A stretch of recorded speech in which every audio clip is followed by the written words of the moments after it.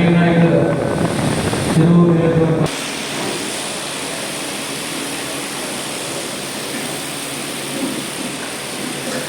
ఈరోజు మన విసనపేట మండల వైఎస్ఆర్ పార్టీ విస్తృతస్థాయి సమావేశానికి విచ్చేసినటువంటి నాయకులందరికీ వేదికను అందించినటువంటి నాయకులు మొదలందరికీ కూడా పేరు పేరున చాలా మంది నాయకులు ఉన్నారు. అందరికీ కూడా పేరు పేరున వేదిక ఉన్నటువంటి నాయకులందరికీ సభకి నమస్కారం. ఈరోజు ఒక మంచి కార్యక్రమం ఏంటంటే మనం ప్రజలకి ఏమైతే హామీ ఇచ్చామో 14 నుంచి 19 వరకు అంతకుముందు చంద్రబాబు నాయుడు పరిపాలన చేసినటువంటి పాలన, తర్వాత 19 నుంచి 24 వరకు జగన్మోహన్ రెడ్డి గారు చేసిన పాలన, వాటిని వేరు చేసుకునేటటువంటి దాన్ని చర్చించుకునేటటువంటి తర్వాత ఇప్పుడు ఈ సంవత్సరం 5 మాసాలుగా జరుగుతున్నటువంటి పాలన, ఈ మూడింటికి కంపారిటివ్గా మనం చూసుకుంటూ చంద్రబాబు నాయుడు కూటమి ఎప్పుడు చెప్పినా కానీ అవాస్తవాలు, అబద్ధాలు, అసత్యాల మీద వాళ్ళు అధికారంలోకి రావటం జరుగుతూ ఉంది. దానికి ఉదాహరణ 14 నుంచి 19 వరకు పరిపాలన. ఆ రోజు నేను కూడా చంద్రబాబు నాయుడు గారితో పాటే ఉన్నాం. ఆ రోజు మా అందరితో చెప్పించారు రైతు రుణమాఫీ, రైతులందరికీ రుణమాఫీ అన్నారు. తర్వాత ఇది సాధ్యం కాదు, విడతల వారీగా చేస్తామన్నారు. ఆ తర్వాత డాక్టర్లు మా పెంట్లో మేమంతా మధ్యలో అడిగాం, ఊళ్ళలోకి వెళ్తుంటే డాక్టర్ మహిళలతో అడుగుతున్నారంటే ఏం చేయించాలని.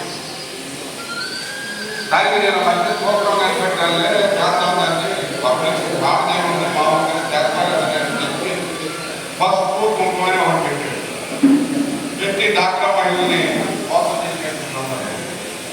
అంటే 14 నుంచి 19 వరకు కూడా పోసం చెప్పాలని. ఆ తర్వాత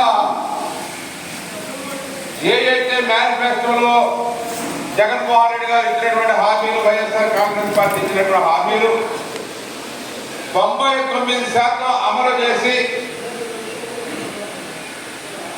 ఆయన అన్నమాట నెరవేర్చుకున్నటువంటి జగన్మోహన్ రెడ్డి గారు మళ్ళీ ఎన్నికలకు వెళ్ళేటప్పుడు ఈ సంక్షేమ కార్యక్రమాలు సజావుగా జరుగుతాయి.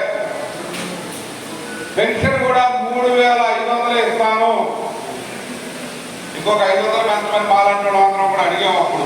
ఎందుకంటే వాళ్ళు 4,000 అన్నారు, మనం కూడా 4,000 చేయాలంటే. కానీ జగన్మోహన్ రెడ్డి గారు ఒప్పుకోలేదు. ఎందుకంటే మన ఆర్థిక పరిస్థితి బాగలేదు. వాళ్ళన్నీ అవి కానీ హామీలు, వాళ్ళ మాట జనం నమ్మరు అని చెప్పి అనుకున్నాడు. కానీ ఎవరైనా మరి పేదరికం ఎక్కువగా ఉంది రాష్ట్రంలో, దేశంలో. పేదలంతా కూడా పెడతామంటే మరి కొద్దిగా ఆలోచిస్తారు. అందుకనే వాళ్ళు ఇచ్చినటువంటి 143 హామీలని ప్రజలు నమ్మారు కాబట్టి వాళ్ళకు ఓట్లేశారనేది మనం ఆలోచించాలి. ఎందుకంటే ఇప్పుడు తెలుసుకుంటున్నారు మేము మోసపోయాము అని. అప్పుడు వరకు అమలు చేస్తారు. దానికి మరి వీళ్ళు ఇంటింటికి తిరిగి బాండ్లు ఇవ్వడం మొదలుపెట్టారు. అప్పుడు ఉమ్మడి ప్రభుత్వంలో, ఉమ్మడి మేనిఫెస్టోలో ప్రచారంలో ఏం చేశారు? ఒకవైపేమో చంద్రబాబు నాయుడు పథకం, ఒకవైపేమో పవన్ కళ్యాణ్ పథకం, ఇద్దరు సంతకాలు పెట్టారు. సంతకాలు పెట్టి ఏం చెప్పారు? ప్రతి గ్రామం, ప్రతి డోర్ వెళ్ళారు. ఏమా నాగమ్మ, మీ ఇంట్లో ఎంతమంది ఉన్నారు? మీకు ఎంతమంది ఆడపిల్లలు? 3 ఆడపిల్ల, 3 18 దాటినా ఓకే. మీ 3 ఆడపిల్లలకి ఒక్కొక్కరికి 1,500. మీ ఇంట్లో ఈ పిల్లలకి, ఈ ఆడపిల్లలకి బిడ్డలు ఎంతమంది ఉన్నారు?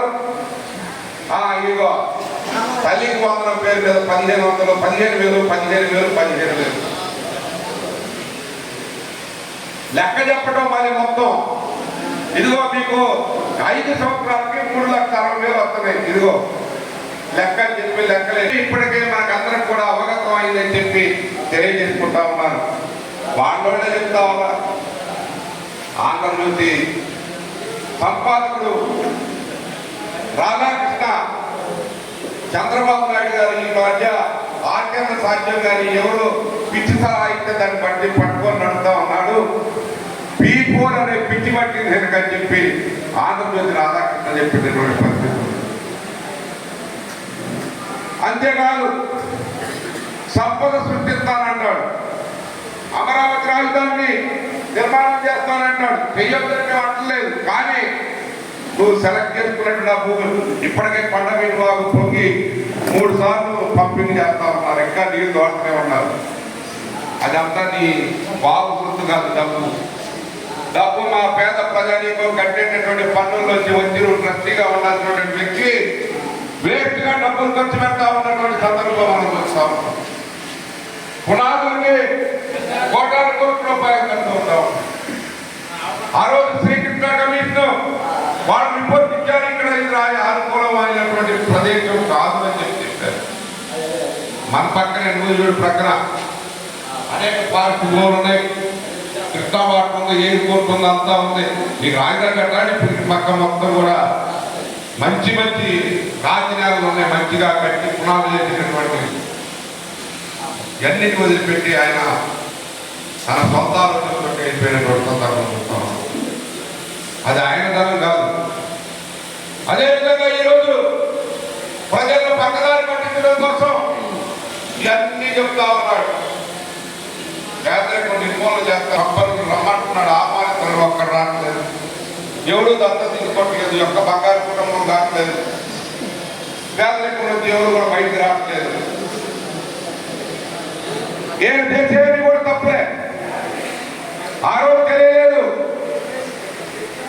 ఈ రాష్ట్రంలో ఆదాయం అంతా మనం ఎంత ఖర్చు పెట్టాలి, ఎన్ని వారి సంక్షేమ కార్యక్రమాలంటే జగన్మోహన్ రెడ్డి అమలు చేసిన సంక్షేమ కార్యక్రమాల కంటే మిన్నగా అమలు చేస్తానని 143 హామీలను గుర్తించినటువంటి సందర్భంలో నీకు గుర్తు రాలేదా ఈ రాష్ట్ర ఆర్థిక పరిస్థితి అని చెప్పి చంద్రబాబు నాయుడు గారిని నేను ప్రశ్నిస్తా ఉన్నానని చెప్పి తెలియజేసుకుంటా ఉన్నాను.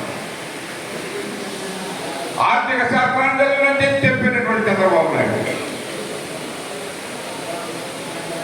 ఈరోజు మోసపూరిత వాగ్దానాలు ఇచ్చి ప్రజల్ని మభ్యపెట్టి అధికారంలోకి వచ్చి మా ప్రజల ధనంతో మేము కట్టే పన్నులతో బాగా లబ్ధి చేసుక స్పెషల్ ఫ్లైట్లు, హెలికాప్టర్లు, ఉప ముఖ్యమంత్రి ఒక హెలికాప్టరు, లోకేష్ ఒక హెలికాప్టర్, చంద్రబాబు నాయుడు గారు స్పెషల్ ఫ్లైట్. ప్రజా ధనాన్ని దుర్వినియోగం చేస్తూ ప్రజల్ని ప్రక్కదారి పట్టిస్తున్న సందర్భాలు చూస్తా ఉన్నాం. పైపెట్టు ప్రశ్నించే వాళ్ళ మీద రాజధాని మునిగిపోతుందని పెద్దగా వాకురాజ్యం పచ్చక మీద కూడా లేదు. వాటర్ చేసింది పునాదుల్లో కంటే అది కూడా తప్పేది. స్వార్థంలో కనపడతనే ఉంది, అంతా చేసినటువంటి విషయం. వాస్తవాన్ని వైఎస్ఆర్ కాంగ్రెస్ పార్టీ అధినేత జగన్మోహన్ రెడ్డి గారు చెప్తే జగన్మోహన్ రెడ్డి అనే వ్యక్తిని, విశ్వసనీయత కలిగినటువంటి వ్యక్తిని, ఆంధ్ర రాష్ట్ర ప్రజానీకం నమ్మినటువంటి వ్యక్తిని ఈరోజు నీ ఇష్టమైన రీతిలో మాట్లాడుతూ ఉన్నావు. విశ్వసనీయతకు ప్రతిరూపం జగన్మోహన్ రెడ్డి గారు. మాట తప్పడు, మరి చెప్పడు, అదే జగన్మోహన్ రెడ్డి. నువ్వు ఇచ్చిన హామీలు సుంక వాగ్దానాలు చేశావు. 143 హామీలు ఇచ్చారు.